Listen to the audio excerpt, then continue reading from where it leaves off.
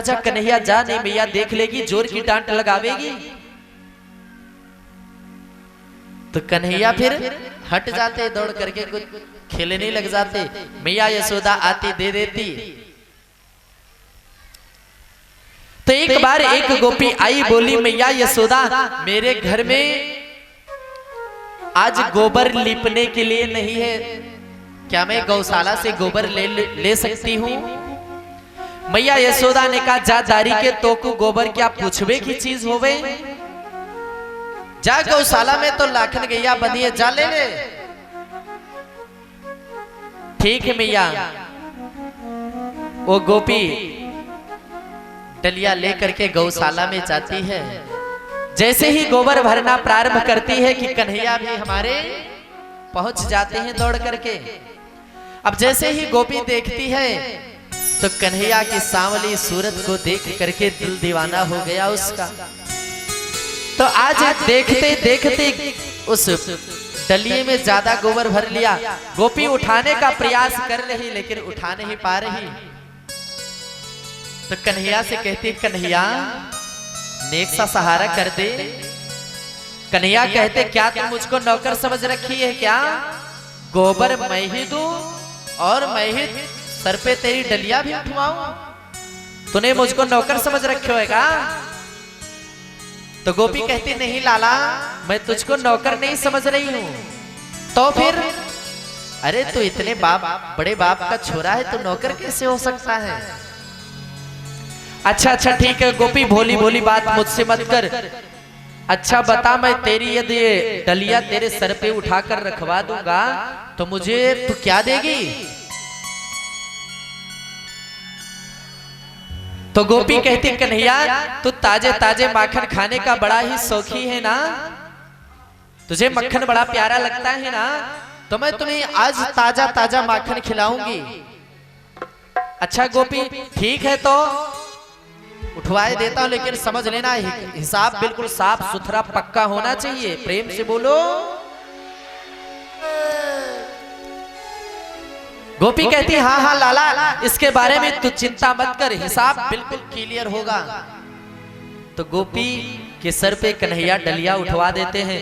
गोपी जाती है जल्दी से गोबर को घर में फेंक करके पुनः लेने के लिए आ जाती है। कन्हैया आ जाओ कन्हैया, चलो फिर से गोबर लेते हैं। फिर गोपी डलिया में ज्यादा गोबर भर ली। फिर कन्हैया उठवा दे।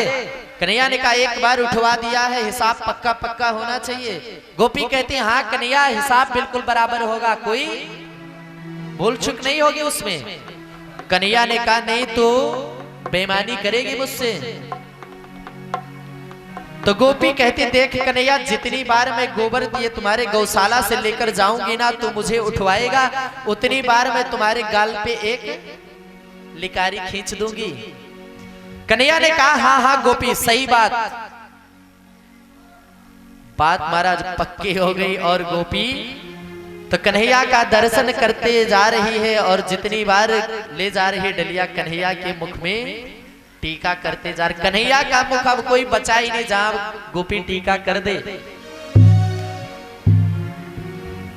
गोपी उठा करके ले जाती है गोबर अपने यहाँ डालने के लिए। इतने में यशोदा मैया गौशाला में आ जाती हैं। देखती है तो कन्हैया का मुख पूरा गोबर गोबर लगा है। पहुंची अरे जात दारी के कन्हैया तो को या गौशाला में खेलवे की जगह मिली। मैया यशोदा ने कन्हैया को पास बुला करके और हाथ से सारा गोबर पूछ दिया। कन्हैया ने रोकारी अरे मैया तूने सारा हिसाब गड़बड़ कर दियो। मैया ने कहा क्या हुआ दारी के?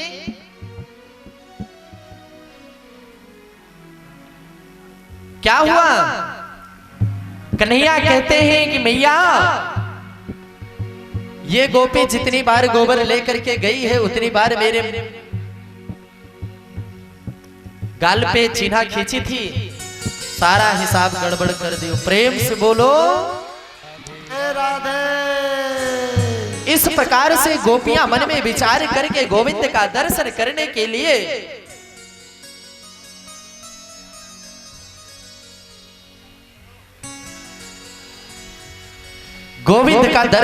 के लिए प्यारे गोपियां बहाना ढूंढ करके ही नंद भवन में आ जाती।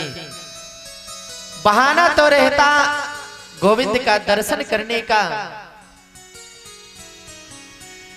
लेकिन कुछ ना कुछ बहाना और ढूंढ करके गोपियां आ जाती कि मैया गोबर दे दे, आग दे दे, घी दे दे, मक्खन दे दे।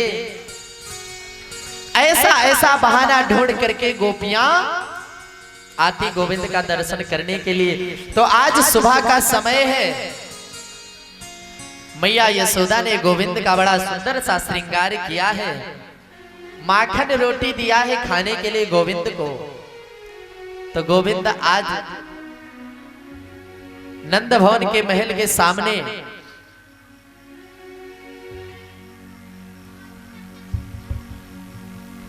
पहुंचे हैं और माखन रोटी पा रहे हैं। प्रेम से बोलो राधे राधे। इतने में एक कौवा उड़ करके आया और गोविंद के हाथ से माखन रोटी छीन करके ले गया। इस छवि को देखते हुए रसखान जी अपनी कृति में इन छवियों का बड़ा ही मार्मिक वर्णन किया है प्यारे। कि धूरी भरी अति शोभित श्याम जो तैसी बनी सिर सुंदर चोटी, खेलत खत फिर अंगना पग पैदल बाजत बेरे कछोटी। खेलत खत फिर अंगना पग पैजनी बाजत बेरी कछोटी। वज बिकोर से खन बिलोकत वारित कम कलानी जी कोटी। वाच बिकोर से खान विलोकत वारिधि काम कलानी जे कोटी। काग के भाग पड़े सजनी हरे हाथों से ले गयो माखन रोटी। भाग के भाग बड़े सजनी हरि हाथ से ले गयो माखन रोटी।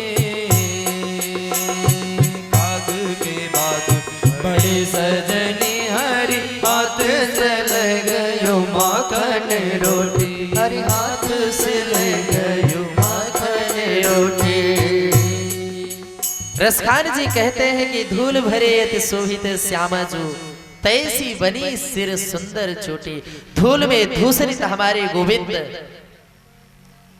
हाथ में मक्खन रोटी लिए हैं, सिर पर सुंदर सी चोटी बंधी है, क्रीड़ा कर रहे हैं नंद महल के सामने। इतने में एक काग आया है, कौवा आया है, गोविंद के हाथ से माखन रोटी छीन करके ले गया है। रसखान जी कहते हैं कि काग के भाग बड़े सजनी। अरे सजनी, उस कौवे का भाग्य तो देखो जो आज अनंत ब्रह्मांड नायक अखिलेश्वर अकारण करुणामृणालय भक्तवान कल्पतरु ज्ञानानंद सर्वनंद नंदन आनंद गंध श्री कृष्ण चंद्र प्रभु से माखन रोटी छीन करके ले जा रहा है। परम सौभाग्यशाली है वह कौवा। इस प्रकार से गोविंद हमारे क्रीड़ा करना प्रारंभ कर दिए हैं। तो आज गोविंद ने मन में विचार किया कि गोपियां कुछ ना कुछ बहाना ढूंढ करके हमारे पास आती हैं दर्शन करने के लिए, मुझसे मिलने के लिए, तो क्यों ना चल करके मैं उनके घर ही उनको दर्शन दे करके आऊं। लेकिन कैसे संभव है? तो गोविंद ने मन में विचार किया कि क्यों ना माखन चोरी लीला की जाए। प्रेम से बोलो राधे। लेकिन ऐसे तो माखन चोरी करना संभव था नहीं। तो आज गोविंद अपने ग्वाल बालों के साथ श्री दामा मधुमंगल मनसुखा के साथ आज क्रीड़ा कर रहे हैं। तो आज गोविंद ने सबको बैठा करके ग्वाल बालों से पूछा, अरे भैया, हम रोज देखते आ रहे हैं कि श्री दामा को देखो, मधुमंगल को देखो, मनसुखा को देखो, कितना दुबला होता जा रहा है दिनों दिन। हाँ हाँ भैया, क्या करें, कुछ खाने को सही से मिलता नहीं। तो गोविंद हमारे कहते हैं कि भैया, यदि गैया चराने हम जाते हैं, गौरस हमारे घर होता है, तो गौर गैया यदि हम चराएंगे तो गौरस भी हम पाएंगे। यदि गैया चराने हम जा रहे हैं तो गोरस का आनंद दूसरा कौन क्यों ले? तो मधुमंगल बोला भैया लेकिन ये कैसे संभव है, मेरी मैया तो रोज ले जाकर के मथुरा में बेच आती है मक्खन को, कैसे मिलेगा मक्खन? कन्हैया ने कहा मैं एक उपाय बताता हूं। सबरे ग्वाल वाले ने कहा भैया बताओ। कन्हैया ने कहा आज से हम लोग आज एक नया खेल खेलते हैं। सब ग्वाल वाले बड़े उत्सुक हुए। हाँ हाँ कन्हैया, हाँ हाँ लाला बता कौन सा आज खेल खेलेगा तू? कन्हैया कहते हैं आज हम लोग चोरी चोरी खेलेंगे, छुपके छुपके। अच्छा ये कौन सा खेल होता है लाला? कन्हैया कहते हैं मैं बताऊंगा। आज से हम लोग चोरी करके माखन खाएंगे। श्री दामा ने कान पकड़ करके बोला भैया आज तक मैंने कभी चोरी नहीं की, मेरे में इतना सामर्थ्य नहीं कि मैं चोरी करके मक्खन खा लूं, और कहीं मेरी मैया को पता चल गया तो जय जय है जाएगी। मैं तो चोरी नहीं कर सकता। कन्हैया ने कहा जा दारी के तुमको इतना डर लागे, पहले दूसरे के घर में चोरी करना नहीं है। सभी ग्वाल बाल बोले फिर कैसे किसके घर में करना है? कन्हैया ने कहा सबसे पहले अपने अपने घर में चोरी करो। यदि अपने घर में पास हो गए तो समझ लो सभी जगह पास। प्रेम से बोलो राधे राधे। तो गोविंद ने आज ये मंत्रणा करके श्री दामा मधुमंगल मनसुखा आदि ग्वाल बालों को भेज दिया कि आज अपने अपने घर में चोरी करो। सभी ग्वाल बाल आज बड़े चौकन्ने हैं कि आज मुझे रात में चोरी करना है। तो आज गोविंद भी रात में बड़े चौकन्ने हैं कि आज मुझे चोरी करना है। तो इसीलिए आज कन्हैया जल्दी से जैसे सायंकाल होने लगा आंख मिलमिलाते हुए मैया के पास पहुंचे। मैया मैया मैया आज मुझे बड़ी जोर की नींद लग रही है, मुझे बड़ी जोर की भूख लग रही है, मुझे कुछ खिला पिला दे मैं सो जाऊं, आज मैं बहुत थक गया हूं। मैया यशोदा भोली सी सांवली सूरत पे महाराज रीझ जाती है और कन्हैया को माखन मिश्री खिला करके दूध पिला करके पालने में सुला देती है। और अपना काम करने के बाद में मैया भी सोने के लिए कमरे में आती है तो देखती है कि कन्हैया सो गए हैं, लेकिन गोविंद को आज चोरी करना था तो कहां से सो जाते प्यारे। वो तो यही ताक देख रहे थे कि कब मैया आए सोए, कब मैं जाऊं चोरी करूं। मैया आई है तो कान्हा को पालने से उठाया है और अपने पास ला करके अपने पास सुलाया है कन्हैया को। और सहलाते हुए मैया को धीरे धीरे नींद आने लगी। कन्हैया धीरे से आंख खोल करके देखते हैं मैया सो गई कि नहीं। तो क्या देखते हैं कन्हैया की मैया सो चुकी है। तो कन्हैया धीरे से मैया का हाथ हटा देते हैं, आंचल हटा देते हैं, धीरे से उतर पड़े। अब जैसे उतरे कि कन्हैया के पैर में तो पैजनी बंधी है, तुरंत झनकार करने लगी प्यारे। चोर के लिए आवाज बड़ी खतरनाक होती है। तो कन्हैया करे क्या? तो अब धीरे से अपने अपने पैर जो है ऐसे जमीन पर से सरकाते हुए चल रहे, उठा करके रखूंगा तो पैजनी बंधेगी, आवाज होगी मैया जग जाएगी। तो पैर को धीरे धीरे खिसकाते जा रहे हैं, लेकिन मैया तो जग गई, फिर भी देख रही है लाला इतनी रात को कहां जा रहा है। लगता है भूख लगी होगी, कुछ ढूंढने जा रहा होगा। तो मैया फिर आंख बंद करके सोने लग जाती है। कन्हैया पहुंचे, दरवाजा तो अंदर से बंद था। कन्हैया ने साकड़ को जैसे पकड़ा, पकड़ करके जैसे ही साकड़ को थोड़ा सा घुमाने लगे तैसे चूं से करके आवाज हुई साकड़ की।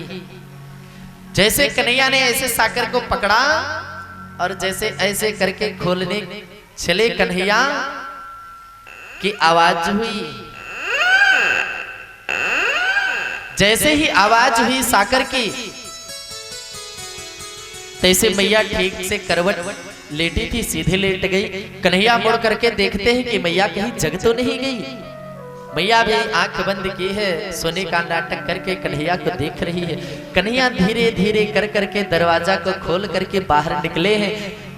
कन्हैया बाहर निकल गए, मैया भी अपने चारपाई से उठी है और कन्हैया के पीछे पीछे छुप छुप करके आ रही है। कन्हैया उस कमरे में प्रवेश की जहां पे मक्खन रखा था, अंदर पहुंचे, जल्दी से मटकी को देखा, खोला और माखन खाना प्रारंभ किया। प्यारे क्या देखते हैं कन्हैया कि मैं तो खा रहा हूं, साथ में एक और मेरे साथ में खा रहा है। क्योंकि जिस महल में, जिस कमरे में मक्खन रखा था ना, उसमें बीच में एक हीरे का खंभ था और चारों तरफ शीशे लगे थे।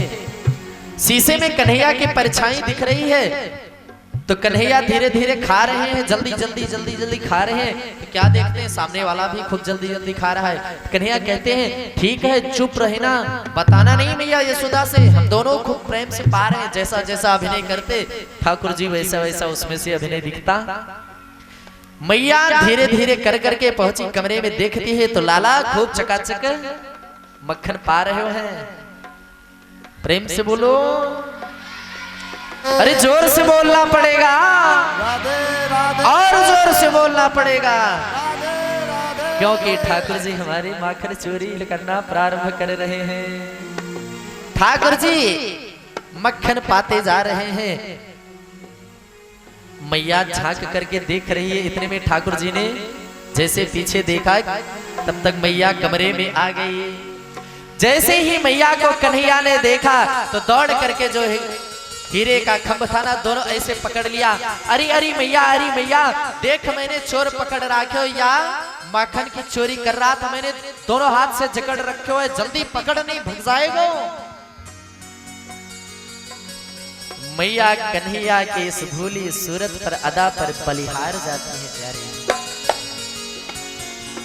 रीझ जाते हैं कन्हैया से। कन्हैया को कान पकड़ करके कहते, कन्हैया अच्छा ये बता, चोर हाथ से पकड़ा जाता है या मुख से? फंस गई कन्हैया। कन्हैया मन में विचार करते हैं कि लगता है हमारे मुख में भी मक्खन लगा है। कन्हैया ने जैसे ऐसे किया, फिर तो पूरे मुख में मक्खन लग गया। बोलिए माखन चोर भगवान के जय। फिर भी बाकी अदा पर मैया रही। अच्छा अच्छा कन्हैया छोड़ दे, मैंने चोर को पकड़ लिया। और कन्हैया को पकड़ करके लाती, फिर चारपाई पर सुला देती है।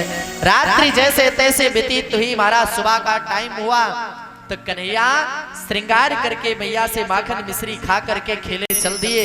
पुनः मंत्रणा हुई, श्रीदामा मधुमंगल मनसुखा आदि ग्वाल बाल बैठे, बताओ किस किसने चोरी की। सारे ग्वाल बाल बैठे हैं मंडली में। मनसुखा कहता, भैया पीठ में बड़ा दर्द हो रहा है। कन्हैया ने कहा क्या हुआ? अरे लाला, तूने कहा था ना कि माखन चोरी करना। आज जैसे ही मैंने माखन चोरी की, मेरी मैया पीछे से आ गई और देख, डंडा दे डंडा, मेरी पीठ सारी लाल कर दी। कन्हैया कान पकड़ता हूं, आज के बाद में कभी माखन चोरी नहीं करूंगा। श्रीदामा बोला, भैया हमने चोरी की लेकिन मेरी मैया जान नहीं पाई। मनसुखा बोला, कन्हैया मैंने भी चोरी की लेकिन मेरी मैया ने मुझको पकड़ ली, और पकड़ करके इतनी मेरी पिटाई की कन्हैया कि देखना मेरे पैर में कितने बरते पड़ चुके हैं डंडा के। मैं भी आज से चोरी नहीं करूंगा कन्हैया, नमक रोटी खा लूंगा, 1.5 हड्डी का रहूंगा, लेकिन मोटाने के लिए मैं कभी भी माखन मिश्री नहीं खाऊंगा। कन्हैया ने कहा, हद हो गई तेरी इस चोरी पर, धिक्कार है रे श्रीदामा मधुमंगल मनसुखा। मैंने चोरी भी की और मेरी मैया ने मुझको पकड़ भी लिया, लेकिन मैंने मैया को ऐसा चकमा चकाया, ऐसा दांव खेला ना कि मेरी मैया ने मुझको जान ही नहीं पाई कि मैंने चोरी की है। लेकिन जातदारी के तो को धिक्कार है, तू चोरी कर तो पकड़ गयो। लेकिन चल कोई बात ना है, आज से हम लोग चोरी करना प्रारंभ करेंगे। लेकिन कैसे? इस एक मंडली बनाई कन्हैया ने और उस मंडली का नाम रख दिया चोर विद्या बाल गोपाल चोर विद्या प्रचार मंडल। विद्यालय का नाम पड़ गया क्या? बाल गोपाल चोर विद्या प्रचार मंडल। एक मंडली तैयार हुई महाराज। अब जैसे ही एडमिशन ओपन हुआ तो ढगाधक एडमिशन होते गया। पहले तो 3 थे, 3 से 6 हुए, 6 से 12 हुए, 12 से 24, 24 से 48, 48 से 68 पहुंच गए। महाराज बहुत लंबी मंडली बनी।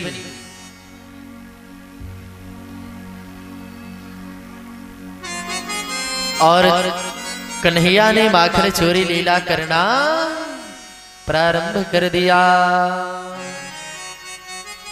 कि चोरी करते वो डोले जय हो चोरी करते वो डोले हो श्याम मोते सुधो न बोले। तो कैसे कन्हैया चोरी करते हैं, आइए हम लोग बड़े भाव के साथ श्रवण करें। सुधो न बोले मैया सुधो न बोले, सुधो न बोले मैया सुधो न बोले। चोरी करते डोले श्याम मोते सुधो न बोले। चोरी करते डोले श्याम मोत सुधो न बोले। चोरी करते डोले श्याम मोते सुधो न बोले। चोरी करता डोले श्याम मोते सुधो न बोले। चोरी करते वो डोले श्याम मोते सुधो न बोले।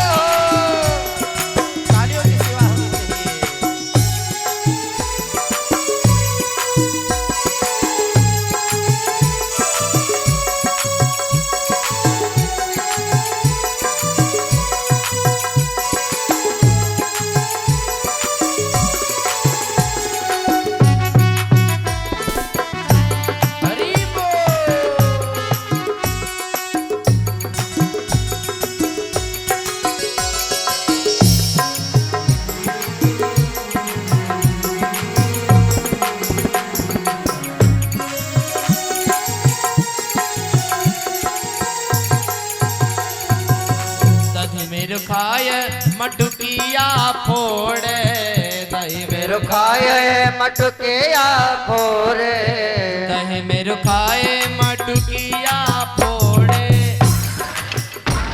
मटुकिया फोड़े, मटकी फोड़े मटुकिया फोड़े, मटकी फोड़े मटुकिया फोड़े, रस में विष को घोले, रस में विष को घोले, श्याम मोत सुधो न बोले, रस में विष को घोले, श्याम मोत सुधो न बोले, चोरी करता डोले, श्याम मोत सुधो न बोले, चोरी करते डोले, श्याम मोत सुधो न बोले, छोड़ो गाँव तेरो बिजराने, छोड़ो गाँव तेरो ब्रजराने, ए कन्हैया, ए मैया, ये तेरा कन्हैया इतना नटखट हो गया है, या तू इसे समझा ले या मैं खुद ही गांव को छोड़ दूंगी।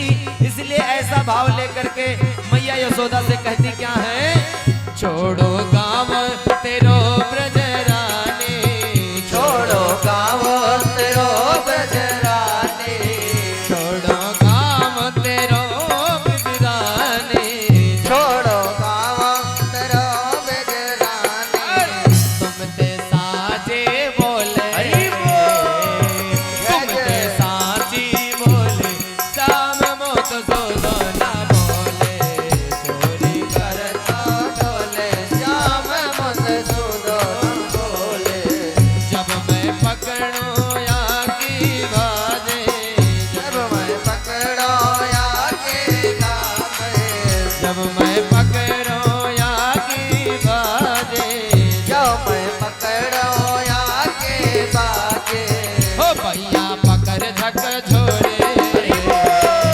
भैया पकड़ झक झोरे, श्याम मोत सुधो न बोले, चोरी करते डोले, श्याम मोत सुधो न बोले, सुधो न बोले भैया सुधो न बोले, सुधो न बोले मैया सुधो न बोले, सुधो न बोले मैया सुधो न बोले, सुधो न बोले मैया सुधो न बोले, नारायण नटे खट नद नंदन, नारायण नट खट नट नंदन, नारायण नटे खट नंदन, नारायण नट खट नट नंदन, कहा जाने प्रीति घोले, श्याम मोत सुधो न बोले, कहा जाने प्रीति कमल, श्याम मोत सुधो न बोले, चोरी करता डोले, श्याम मोत सुधो न बोले, सुधो न बोले मैया सुधो न बोले, सुधो न बोले मैया सुधो न बोले, टेढ़ो ही बोले मैया टेढ़ो ही बोले, सुधो न बोले मैया सुधो न बोले, टेढ़ो ही बोले मैया टेढ़ो ही बोले, सुधो न बोले मैया सुधो न बोले, चोरी करता डोले, चोरी करता डोले, श्याम मोत सुधो न बोले, चोरी करता डोले, श्याम मोत सुधो न बोले, श्याम मोत सुधो न बोले। मैया यशोदा के पास प्यारे। तो आज गोपियां सारी इकट्ठे हो करके और मैया यशोदा के पास आई हैं और नंद महल में पहुंचते ही जोर से मैया को आवाज लगाई, अरे मैया यशोदा। मैया यशोदा घर का काम कर रही थी, दौड़ करके आई, हाँ बहन बताओ, आज तो मैंने बिलौवा नहीं भेजा तुझे बधाई गाने के लिए। गोपियां कहती हैं मैया आज मैं कोई बधाई गान करने नहीं आई हूं, आज मैं तेरी कान्हा की करामात सुनाने के लिए आई हूं। क्या कर दिया कन्हैया ने? गोपी ने कहा कि कन्हैया पहले, मैया तो पहले अपने कन्हैया को बुला, मैं कोई चुपके चुपके चुगली करने वाली नहीं, शिकायत करने वाली नहीं। अपने कन्हैया को बुला, तेरे कन्हैया के सामने उसकी करामात सुनाऊंगी। मैया यशोदा आवाज लगाते हैं कन्हैया। कन्हैया दौड़ करके आते हैं और मैया के आंचल का सहारा लेकर के खड़े हो जाते हैं। गोपियां शिकायत करना प्रारंभ कर देती हैं मैया यशोदा से कि वत्सान मुंचन क्वचिद समय क्रोध संजात हासा स्तेयं स्वाद्वत दधिपयः कल्पितस्ते योगैः किमर्गान् भोक्षन् विभजति सा सेनातिभाण्डं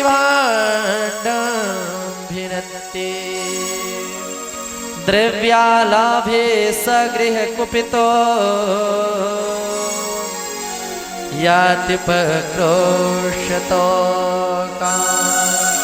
पहली गोपी शिकायत करती है कि मैया यशोदा आज सुबह का समय था, कन्हैया ने सुबह सुबह ही मेरे घर के सामने से गुजरा और गाय का बछड़ा जो था उसको खोल दिया। बछड़ा गया, दूध पी लिया। और जब मैं गाय दोहने के लिए गई ना तो गाय ने दूध नहीं दिया। मैया यशोदा कहती है तो तू कन्हैया को डांट देती, कन्हैया मान जाता, फिर दोबारा ऐसी गलती नहीं करता। तो दूसरी गोपी कहती है कि मैया